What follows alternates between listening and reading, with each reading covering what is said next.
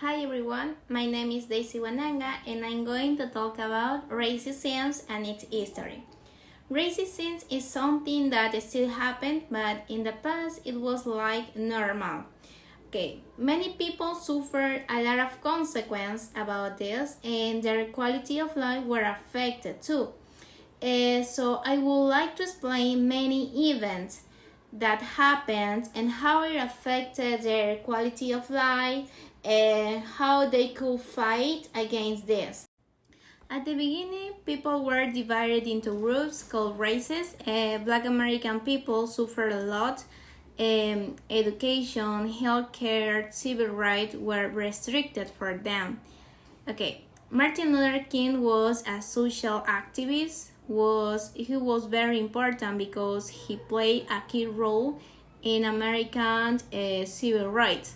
So I could explain three events that happened relating to racism.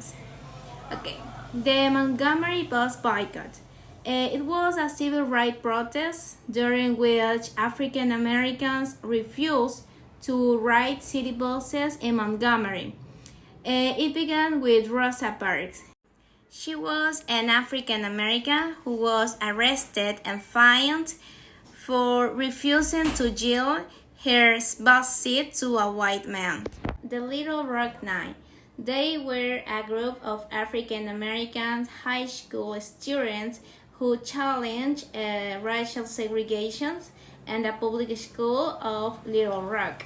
They decided to study in a high school.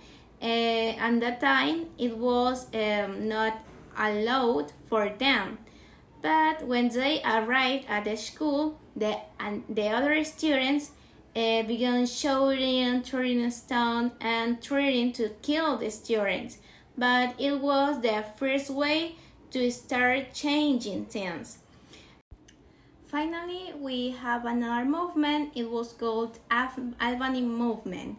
They had the purpose to end all forms of racial segregation in the city. Albany protesters utilized various methods of non-violence, including mass demonstrations. At the march, Martin Luther King shared his speech.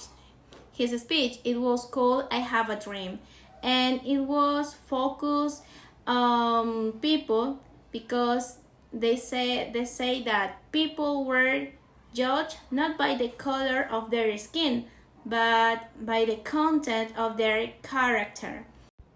In brief, I consider that all these protests were necessary to make a change, and now I think that people are respected by other people, and now we have laws to protect people and all of the races, especially black people who suffer a lot in the past. And I'm so happy because now we have the liberty to live, to work, to study and think without limits. So thank you for all.